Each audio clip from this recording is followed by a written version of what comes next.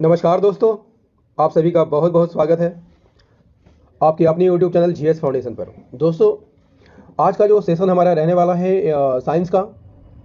Science के 25 plus MCQ यहाँ discuss करेंगे। इसके साथ आपको मिलेगा फुल एक्सप्लेनेशन। क्लियर दोस्तों? याद रखिएगा, इस चैनल पर आपको रोटेशन वाइज वीडियो मिलती है। ठीक है, history, geography, polity, economic, science और सामान्य ज्ञान से संबंधित होती हैं। और मेरी वीडियो रात को 8 बजे आती है। क्लियर? तो इसे रोज देखना मत भूलिएगा। चलिए शुरुआत कर लेते हैं यहाँ पर सेशन की। सेशन का पहला सवाल है दोस्तों, प्रतिरोध यानी रेजिस्टेंस का मात्रक है एम्पियर, कूलॉम, हेनरी या ओम। प्रतिरोध का मात्रक क्या है दोस्तों? आपको यहाँ पर आंसर करना है। ठीक है, प्रतिरोध का मात्रक क्या है? तो प्रतिरोध का मात्रक क्या होता है दोस्तों? Option number D is the correct one, that is ohm. Ampere किसको मापता है? विद्युत धारा को मापता है। कूलॉम आवेश का मात्रक है। हेनरी प्रेरकत्व का मात्रक है और ओम प्रतिरोध का मात्रक होता है। अगला सवाल का आंसर कीजिए। क्वेश्चन नंबर 2, नेत्रदान में दाता की आंख के किस हिस्से को प्रत्यारोपित किया जाता है? नेत्रदान में दाता की आंख के किस हिस्से को प्रत्यारोपित किया जाता है? Option number A is the correct one, that is cornea को।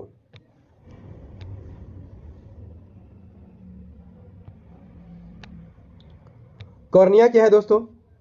आंख का वह पारदर्शी हिस्सा जिस पर बाहर का प्रकाश पड़ता है और यह आंख का 2/3 भाग होता है। इसमें क्या क्या आता है? आंख का रंगीन हिस्सा, पुतली और लेंस का प्रकाश देने वाला हिस्सा आता है। ठीक है, कॉर्निया में रक्तवाहिका नहीं होती है और इसमें तंत्रिकाओं का एक जाल सा होता है। ठीक है, क्वेश्चन नंबर 3 कहता है कि एसआई सिस्टम में तापमान की इकाई है kelvin, degree centigrade, degree Celsius या डिग्री फ़ारेनहाइट। एसआई सिस्टम में तापमान की इकाई क्या होती है दोस्तों? एसआई सिस्टम में तापमान की इकाई होती है, option number A is the correct one, that is kelvin. Kelvin SI units तापमान की इकाई है और केल्विन इकाई का संक्षिप्त नाम के है। ठीक है, और इसमें डिग्री का प्रयोग नहीं किया जाता है। Clear? Next one, question number 4। Question number 4, स्त्रियों की आवाज़ पुरुषों की अपेक्षा पतली होती है क्योंकि स्त्रियों की आवाज़ की आवृत्ति अधिक होती है, कि तरंग दैर्ध्य अधिक होती है, का आयाम अधिक होता है, का वेग अधिक होता है। स्त्रियों की आवाज़ पुरुषों की अपेक्षा पतली होती है क्योंकि स्त्रियों की आवाज़ की आवृत्ति अधिक होती है। Option number A is the correct one, that is option A. दोस्तों, ध्वनि का पतला या मोटा होना ध्वनि के तारत्व पर निर्भर करता है। ठीक है, और स्त्रियों की आवाज़ का तारत्व पुरुषों की आवाज़ के तारत्व से क्या होता है? अधिक होता है, जिस कारण स्त्रियों की आवाज़ पुरुषों की आवाज़ से पतली होती है। सारी बातें क्लियर हो गई होगी। बढ़ते हैं नेक्स्ट क्वेश्चन की ओर। Next question is question number 5। पानी से निकालने पर शेविंग ब्रश के बाल जो है आपस में चिपक जाते हैं, इसका क्या कारण है?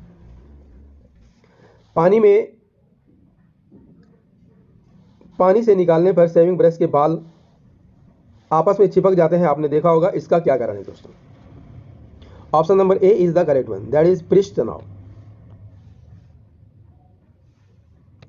पृष्ठ तनाव किसी द्रव का वह विशेष गुण जिसके कारण वह कम से कम क्षेत्रफल घेरने का प्रयत्न करता है, उसे क्या कहा जाता है? पृष्ठ तनाव कहा जाता है। दूसरे शब्दों में पृष्ठ तनाव को किस प्रकार परिभाषित करेंगे? इकाई लंबाई पर लगने वाले बल को द्रव का पृष्ठ तनाव कहा जाता है। इकाई लंबाई पर लगने वाले बल को क्या कहा जाता है?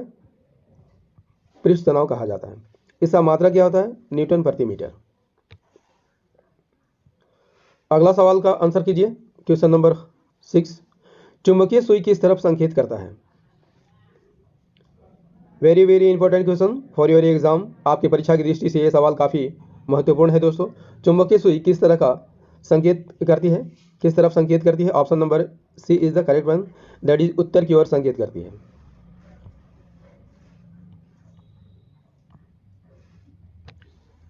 दिक्सूचक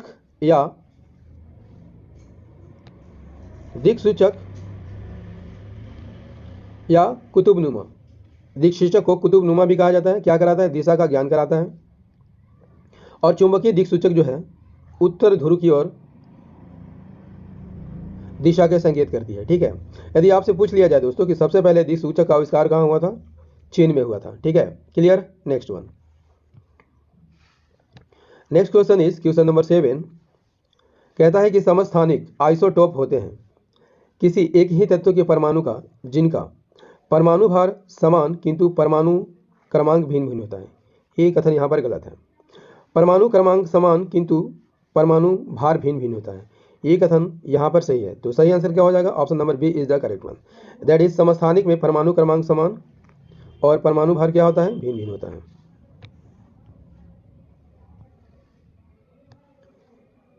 वैसे तत्व जिनकी परमाणु संख्या समान होती है और परमाणु भार जो अलग अलग होती है उसे क्या कहा जाता है, समस्थानिक कहा जाता है। इसमें प्रोटॉन समान होते हैं जबकि न्यूट्रॉन अलग अलग होती है, यही कारण है कि द्रव्यमान जो है अलग अलग होते हैं। ठीक है दोस्तों, यहाँ हम लोग समझेंगे कार्बन के 3 समस्थानिक को देखकर। तो कार्बन के 3 समस्थानिक हैं, कार्बन 12, कार्बन 13 और कार्बन 14। ठीक है, इनमें द्रव्यमान संख्या 12, 13 और 14 होती है, जबकि प्रोटॉनों की संख्या सब में क्या होती है, समान होती है। ठीक है, और जब द्रव्यमान में से परमाणु संख्या को घटाते हैं दोस्तों तो हमें क्या प्राप्त होती है, न्यूट्रॉन की संख्या, और न्यूट्रॉन की संख्या इसमें 6, 7 और 8 होती है क्रमशः। ठीक है, क्वेश्चन नंबर 8, क्वेश्चन नंबर 8 क्या कहता है दोस्तों, अग्निशमन में कौन सी गैस प्रयुक्त होती है। अग्निशमन में कौन सी गैस प्रयुक्त होती है, option number B carbon dioxide प्रयुक्त होती है। दोस्तों कार्बन डाइऑक्साइड का अपना भौतिक गुण है और यही कारण है इसका प्रयोग जो है अग्निशमन में किया जाता है। इसका उपयोग अग्निशामक और आग बुझाने वाले उपकरणों में किया जाता है। क्वेश्चन नंबर 9, एल्केन का सामान्य सूत्र क्या है। एल्केन का सामान्य सूत्र क्या है दोस्तों, यदि आपने साइंस पढ़ा होगा तो इसका आंसर आसानी से कर सकते हैं दोस्तों। एल्केन का सामान्य सूत्र क्या होता है, option C is the correct one, CnH2n+2। Alkane का सामान्य सूत्र होता है CnH2n+2 और जब इसमें n का मान 1 रखते हैं तो हमें एल्केन का अनुसूत्र CH4 प्राप्त होता है। ठीक है, CH4 यानी मीथेन जो कि एल्केन श्रेणी का प्रथम सदस्य है। जब n = 2 रखते हैं तो एल्केन श्रेणी का द्वितीय सदन हमें सदस्य प्राप्त होता है, इथेन। इसका रासायनिक सूत्र C2H6 होता है। जब n = 3 रखते हैं तो एल्केन का तृतीय सदस्य हमें प्रोपेन प्राप्त होता है और इसका अनुसूत्र क्या होता है, C3H8। n = 4 तो हमें एल्केन श्रेणी का चौथा सदस्य ब्यूटेन प्राप्त होता है। ठीक है, और इसका अनुसूत्र क्या होता है, C4H10। Clear. Next one, question number 10, पदार्थ की चतुर्थ अवस्था कौन सी है, ठोस, तरल, प्लाज्मा या गैस। पदार्थ की चतुर्थ अवस्था कौन सी है दोस्तों, option number C is the correct one, that is plasma.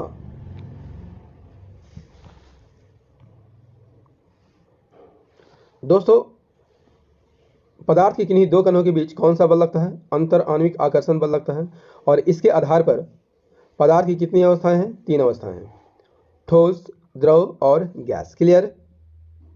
लेकिन वैज्ञानिकों ने 2 और अवस्था की खोज की है, वे कौन कौन है, चौथी अवस्था प्लाज्मा और 5वीं अवस्था जो है बोस आइंस्टीन संघनन है। ठीक है, और पदार्थ की कुल कितनी अवस्थाएं हो गई हैं, वर्तमान में 5 अवस्थाएं होती हैं।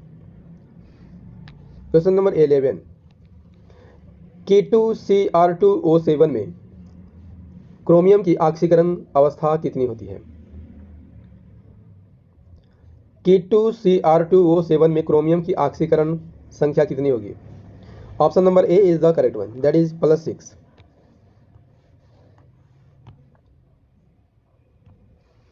K2Cr2O7 यहां पर देखेंगे दोस्तों, K का ऑक्सीकरण संख्या कितनी होती है, +1 होती है और Cr की ऑक्सीकरण संख्या x मान लेते हैं और ऑक्सीजन की ऑक्सीकरण संख्या -2 होती है। ठीक है, तो यहाँ सॉल्व करने पर आपको +6 प्राप्त होता है। ठीक है, रक्त कैंसर ल्यूकेमिया बीमारी की रोकथाम के लिए प्रयोग किया जाने वाला रेडियो समस्थानिक कौन है? Option number D is the correct one, that is cobalt 60। Leukaemia क्या है दोस्तों?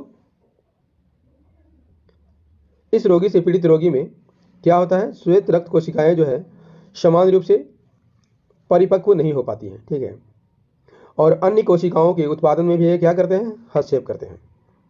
वे किसी भी प्रकार के संक्रमण से शरीर की रक्षा करने में असमर्थ हो जाते हैं।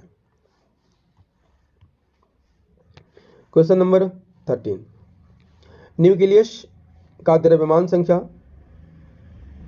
सदा उसके परमाणु क्रमांक से कम होता है।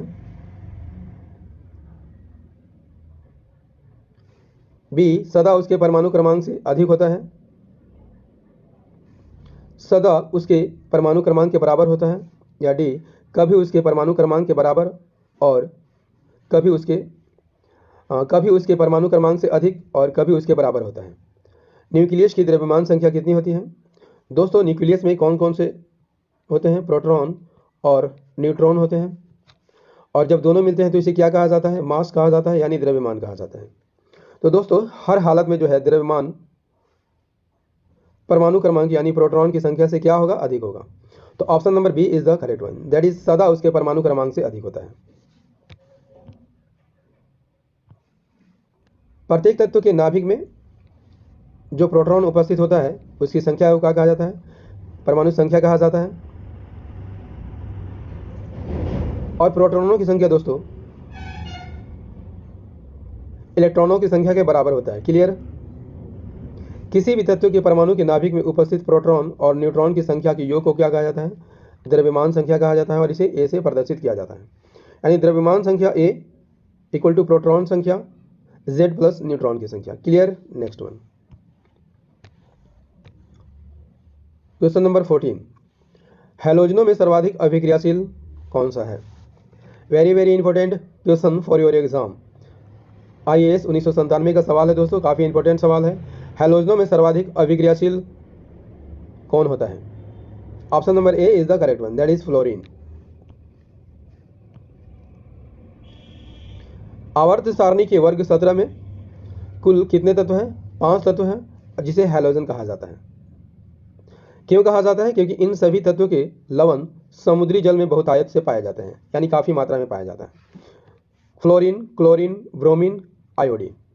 एस्टेटिन 5वां तत्व है और यह एक रेडियो एक्टिव तत्व है। फ्लोरीन कैसा होता है? हरे पीले रंग की गैस है। ब्रोमीन लाल भूरे रंग का वाष्पशील द्रव है। ठीक है, जबकि आयोडीन बैंगनी रंग का ठोस पदार्थ है। क्लियर? दोस्तों, वर्ग 17 आपको दिखाई दे रहा होगा। वर्ग 17 में फ्लोरीन, क्लोरीन, ब्रोमीन, आयोडीन और एस्टेटिन दिखाई दे रहा होगा आपको। बढ़ते हैं नेक्स्ट सवाल की ओर। क्वेश्चन नंबर 15, निम्नलिखित में से सर्वोत्तम ऊष्मा सुचालक कौन है? अल्कोहल, पारद, ईथर या पानी? निम्नलिखित में से सर्वोत्तम ऊष्मा का सुचालक कौन है? Option number B is the correct one, that is पारद या पारा। दोस्तों, आवर्त सारणी के डी ब्लॉक का तत्व है कौन? पारा। इसकी परमाणु संख्या कितनी होती है? 80। साधारण ताप और दाब पर यह द्रव अवस्था में पाया जाता है। इसका अयस्क क्या नाम है? इसके अयस्क की क्या नाम है? शून्य 12। क्लियर?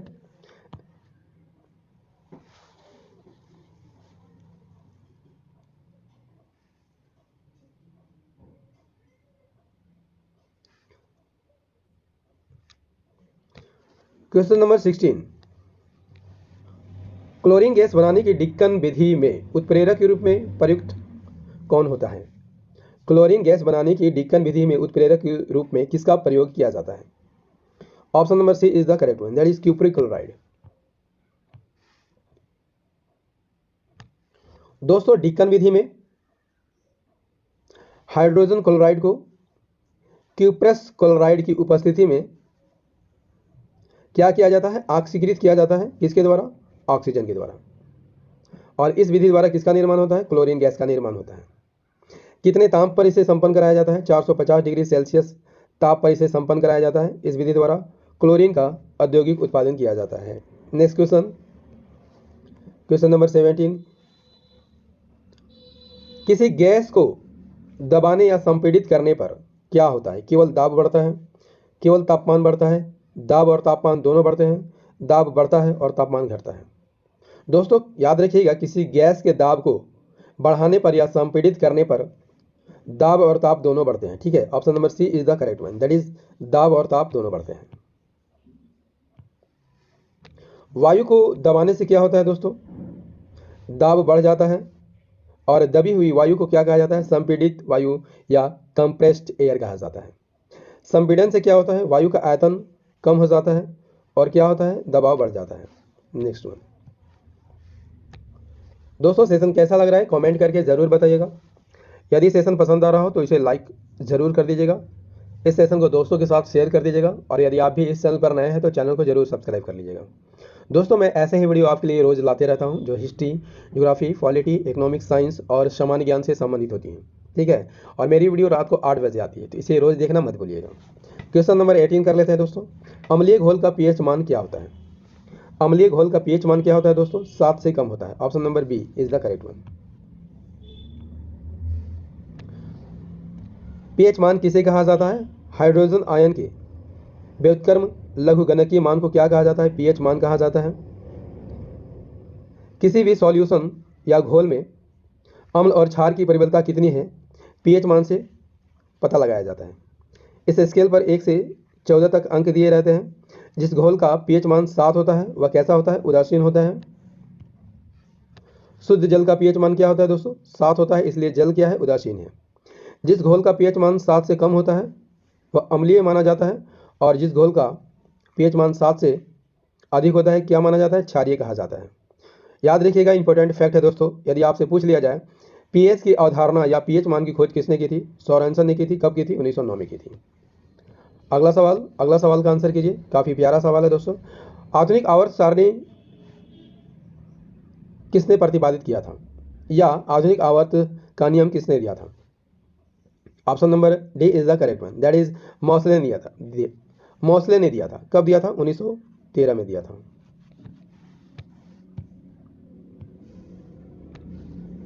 आधुनिक आवर्त सारणी किसने दिया था? हेनरी मॉसले ने दिया था। और इस आवर्त सारणी का गुण है कि इसको परमाणु क्रमांक के आधार पर बनाया गया है। सारणी में तत्वों को 4 ब्लॉक में बांट दिया गया है, एस, पी, डी और एफ ब्लॉक में। इसमें 18 ग्रुप है और 7 आवर्त होते हैं। ठीक है, क्षैतिज कतारों को क्या कहा जाता है दोस्तों? आवर्त कहा जाता है। 1, 2, 3, 4, 5, 6, 7 आवर्त हैं। और उदग्र स्तंभों को क्या कहा जाता है? वर्ग कहा जाता है। ठीक है, नेक्स्ट क्वेश्चन, क्वेश्चन नंबर 20। सबसे हल्की धातु कौन है? सबसे हल्की धातु कौन है? Option number D is the correct one, that is सबसे हल्की धातु लिथियम। यदि आपसे पूछ लिया जाए दोस्तों कि सबसे भारी धातु कौन है? ऑस्मियम है। कौन है? ऑस्मियम। यह आवर्त सारणी का तीसरा तत्व है। प्रतीक चिन्ह इसका एल होता है। सबसे हल्की धातु है। परमाणु संख्या कितनी होती है? 3 होती है। 21 एब्सोल्यूट जीरो टेम्परेचर क्या है? Option number B is the correct one, that is सैद्धांतिक रूप से न्यूनतम संभव तापमान को क्या कहा जाता है? एब्सोल्यूट जीरो टेम्परेचर, यानी परम शून्य ताप कहा जाता है। परम शून्य ताप, एब्सोल्यूट जीरो टेम्परेचर क्या है? न्यूनतम संभव तापमान है, इससे कम तापमान नहीं हो सकता। ठीक है, और इस ताप पर पदार्थ के अणुओं की गति क्या हो जाती है? शून्य हो जाती है और इसका मान कितना है? -273 degree Celsius. Clear? Next one, question number 20। कौन सा एंजाइम जो है ग्लूकोज को एल्कोहल में परिवर्तित करता है? कौन सा एंजाइम है दोस्तों जो ग्लूकोज को एल्कोहल में परिवर्तित करता है? That is option number A is the correct one, that is जाइमेज। Option number A is the correct one, that is जाइमेज। जाइमेज क्या है? एक एंजाइम है जो इथेनॉल और कार्बन डाइऑक्साइड में शर्करा के किण्वन को क्या करता है? बढ़ाता है, उत्प्रेरित करता है। इसे पहली बार कब खोजा गया था? 1857 में। किसके द्वारा? एडवर्ड बुकनर के द्वारा। ठीक है, और किस कोशिका से निकाला गया था? खमीर कोशिका से निकाला गया था। 1907 में रसायन विज्ञान में नोबेल पुरस्कार प्राप्त किया था। Clear. Next one, question number 23, निम्नलिखित मिश्र धातुओं में से किसे अमलगम कहते हैं? दोस्तों याद रखिएगा, पारा जो है लोहे के छोड़कर सभी से अमलगम बनाता है। ठीक है, तो जिसमें पारा होगा दोस्तों उसी को हम अमलगम कहते हैं। तो पारा किस में दिखाई दे रहा है? ऑप्शन नंबर सी में दिखाई दे रहा है, पाराजस्ता। ठीक है, तो अमलगम पाराजस्ता को कहा जाता है। पारा अन्य किसी धातु की मिलावट से बनी मिश्र धातु को कहा जाता है। क्या कहा जाता है? अमलगम कहा जाता है। और केवल लोहे को छोड़कर पारा जो है सभी धातु से मिलकर क्या बनाती है? मिश्र धातु बनाती है। और पारे का उपयोग वर्तमान में क्या होता है? डॉक्टर द्वारा किया जाता है खोखले दांत को भरने के लिए। ठीक है, question number 24, very very important सवाल है दोस्तों। बेवकूफ़ों का सोना या मूर्खों का गोल्ड किसे कहा जाता है? किसे कहा जाता है दोस्तों? Option number A is the correct one, pyrites को कहा जाता है। पाइराइट्स एक खनिज है, इसमें लौह होता है और गंधक का यौगिक होता है। रासायनिक सूत्र Fe2 और इसे मूर्खों का सोना भी कहते हैं। इस सेशन का अंतिम प्रश्न कर लेते हैं दोस्तों। 25, कल्पक्कम के फास्ट ब्रीडर टेस्ट रिएक्टर में प्रयुक्त ईंधन कौन सा है? कौन सा है दोस्तों? Option number A is the correct one, that is Samriddhi uranium. दोस्तों याद रखिएगा, प्राकृतिक रूप से जो यूरेनियम प्राप्त होता है उसमें यूरेनियम 235 कितना होता है? 0.07%। और शेष जो है यानी 99.284 जो है यूरेनियम क्या होता है? यूरेनियम 238 होता है। लेकिन जिस यूरेनियम में यूरेनियम 235 का प्रतिशत मात्रा बढ़ा दी जाती है उसे क्या कहा जाता है? संवर्धित यूरेनियम या एनरिच्ड यूरेनियम कहा जाता है। यूरेनियम 235 प्राकृतिक रूप से प्राप्त होने वाला एकमात्र आइसोटोप है जो क्या करता है? उसमें न्यूट्रॉनों द्वारा विखंडित हो सकता है। क्लियर। दोस्तों साइंस का ये सेशन आपको कैसा लगा कमेंट करके ज़रूर बताइएगा। यदि सेशन पसंद आया हो तो इसे लाइक कर दीजिएगा, दोस्तों के साथ शेयर कर दीजिएगा, और यदि आप भी इस चैनल पर नए हैं चैनल को जरूर सब्सक्राइब कर लीजिएगा। दोस्तों इस चैनल पर आपको रोटेशन वाइज वीडियो मिलती हैं जो history, geography, polity, economics, science और सामान्य ज्ञान से संबंधित होती है, और ये सभी वीडियो रात को 8 बजे आती है, तो इसे रोज़ देखना मत भूलिएगा। मिलते हैं अगले सेशन में हिस्ट्री के प्रश्नों के साथ। जय हिंद, धन्यवाद।